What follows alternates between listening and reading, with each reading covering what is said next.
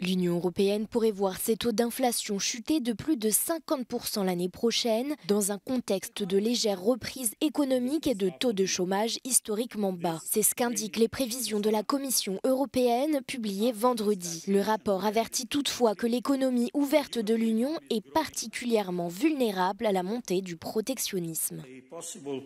Protectionist turn in US trade policy would be extremely harmful for both economies. And the Commission will work with the incoming US administration to advance a strong transatlantic agenda and ensure that international trade channels remain open while making them more secure. Cette nouvelle intervient après une période de hausse des prix de l'énergie et des denrées alimentaires et l'élection de Donald Trump aux États-Unis. Celui-ci a d'ailleurs promis d'imposer des droits de douane de 10% sur les importations en provenance de pays tels que ceux de l'UE. Bruxelles affirme que le risque d'une nouvelle flambée du commerce mondial reste préoccupant.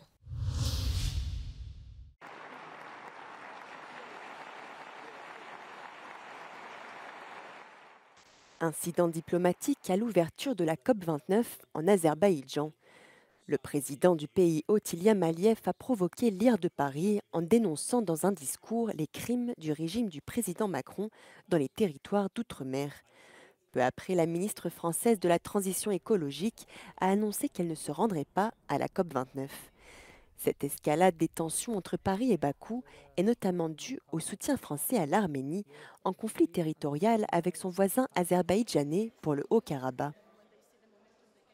These tensions are political to a large extent, and it's an attempt of kind of retaliation from the side of Azerbaijan to France because of their exceptional support and important support to Armenia. France has supported Armenia diplomatically, also financially, but also militarily, and especially in their fight with Nagorno-Karabakh, this conflict between Armenia and Azerbaijan, which has been also in recent years hotspots in the South Caucasus. En représailles, Bakou a soutenu les indépendantistes en Nouvelle-Calédonie, où des émeutes ont fait 13 morts en mai. Un projet de loi constitutionnelle modifiant le corps électoral avait mis le feu aux poudres dans l'archipel français. Jetant de l'huile sur le feu, l'Azerbaïdjan est accusé par Paris d'ingérence et d'instrumentaliser les mouvements indépendantistes pour déstabiliser la France. D'abord, il y a une ingérence qui est politique. Il y a ce qu'on appelle le groupe d'initiative de Bakou, qui a été créé en juillet 2023 et qui continue de prospérer encore aujourd'hui, qui est un groupe de pression et de lobbying au niveau international, qui participe à partager et à relayer et à faire caisse de résonance aux velléités d'indépendance de certains groupes indépendantistes. Selon une note du service de vigilance et de protection contre les ingérences numériques étrangères, l'Azerbaïdjan a également mené des campagnes de désinformation ciblant la France sur les réseaux sociaux. La désescalade des tensions est loin malgré la persistance des relations commerciales et des contrats gaziers entre Bakou et l'Union européenne.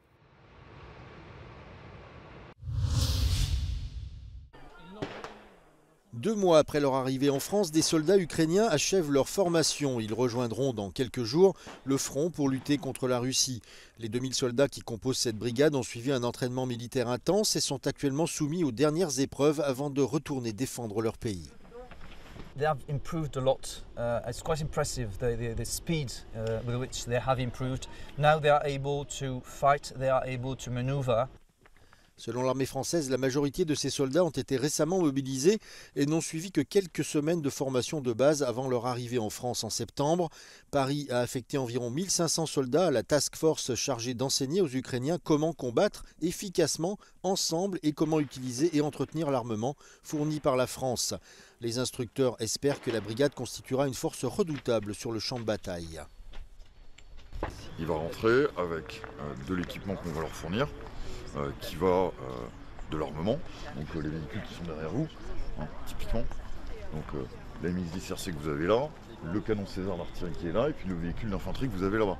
Donc ils vont partir avec tout ça, de sorte à équiper leur brigade.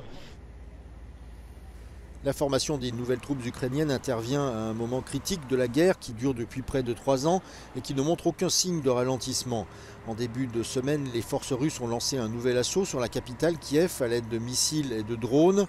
Elles progressent également pour tenter de s'emparer de la région du Donbass, à l'est de l'Ukraine. Les troupes russes ont été renforcées par 12 000 soldats nord-coréens déployés dans la région frontalière de Koursk. L'administration Biden s'efforce d'obtenir le maximum d'aide militaire pour l'Ukraine avant de remettre les clés de la Maison-Blanche à Donald Trump en janvier prochain. Ce dernier n'a pas encore donné de détails concrets sur son approche à l'égard de la guerre, mais il a déclaré qu'il envisagerait de restreindre, voire d'interrompre l'envoi de fonds.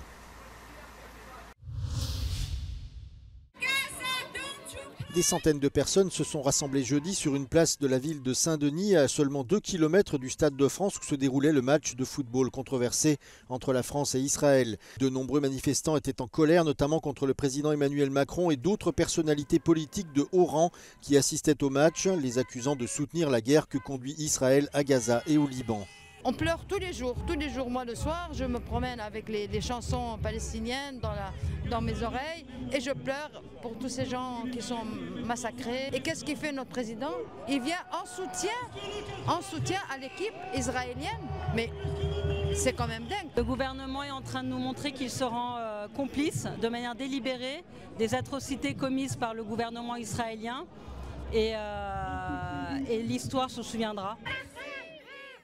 Le rassemblement a eu lieu le jour même où un comité spécial de l'ONU ainsi que l'ONG Human Rights Watch ont qualifié les méthodes de guerre d'Israël à Gaza de génocide. Le match France-Israël est un scandale. Ce que fait Israël, l'État d'Israël, c'est un génocide. Et on est là pour le dire en fait. Et on va pas se taire en fait.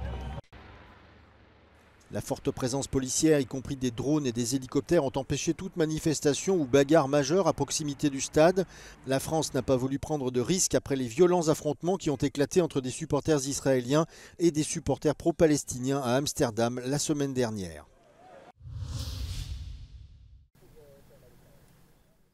En Belgique, des dizaines de chauffeurs ont manifesté ce jeudi à Bruxelles devant les bureaux d'Uber et le Parlement européen. Une mobilisation qui s'est traduite par des opérations de blocage. La manifestation s'est tenue à l'appel des chauffeurs de limousines, en cause la hausse des commissions et la concurrence des autres applications et des taxis traditionnels. C'est catastrophique. Franchement, c'est vraiment catastrophique. En tout cas, moi personnellement, je gagne la moitié de ce que je gagnais avant. Les chauffeurs doivent aussi passer aux voitures électriques d'ici le mois de janvier. Les politiques à reporter dans 2 ans cette électrification parce qu'on n'est pas prêt. Il n'y a pas les bornes de recharge et autres. Et même les moyens, on ne les a pas. Vu qu'on se plaint de la rentabilité, on ne va pas déjà venir nous imposer des véhicules qui coûtent 50 à 70 000 euros. Les chauffeurs demandent au Parlement européen de mieux réguler ce secteur, notamment en fixant un plafond pour les commissions prélevées par les plateformes. Les chauffeurs de taxi qui se sont joints au mouvement déplorent quant à eux une concurrence déloyale des VTC, mais aussi des conditions de travail dégradées.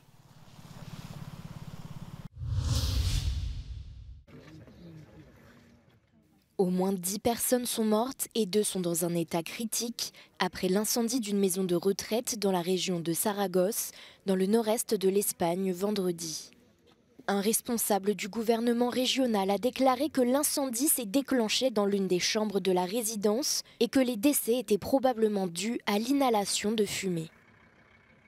Selon la maire de la ville, la chambre était équipée d'une porte de sécurité, ce qui a empêché le feu de se propager. Ha sido más humo que fuego, pero humo, un montón de humo. O sea, no sé, afuera también, es que no se podía ni respirar. Les autorités locales ont confirmé qu'il y avait 82 personnes à l'intérieur de la maison de retraite au moment de l'incendie, y compris des résidents, des infirmières et du personnel de service. Le nombre de blessés n'est pas encore connu, comme la cause de l'incendie qui fait actuellement l'objet d'une enquête selon les autorités locales.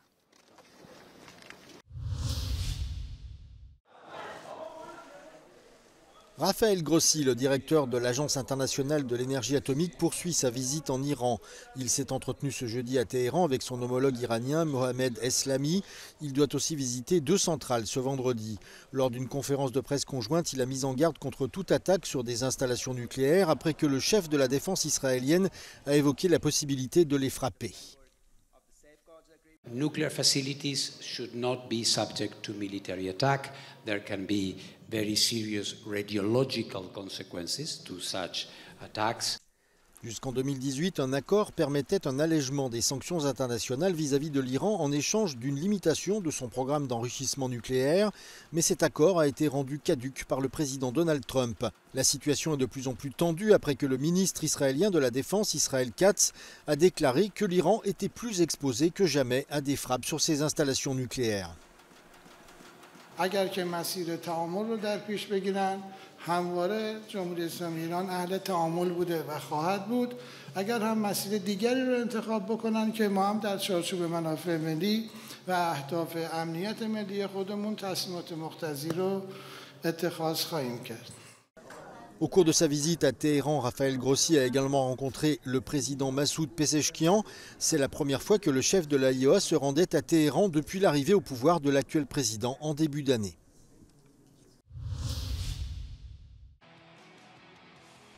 Aux États-Unis, c'est un anti-vax assumé que Donald Trump vient de nommer ministre de la Santé. Robert Fitzgerald Kennedy Jr., ancien avocat et figure du complotisme, s'était présenté à la présidentielle en tant que candidat indépendant avant de rallier le mania de l'immobilier cet été. Il avait affirmé, entre autres, avoir dû abandonner le cadavre d'un ourson ou s'être fait retirer un ver du cerveau. Pendant trop longtemps, les Américains ont été écrasés par l'industrie alimentaire et les laboratoires pharmaceutiques, a assuré le président élu sur les réseaux sociaux. Cette nomination, contestée par la communauté scientifique, doit encore être entérinée par le Sénat à majorité républicaine.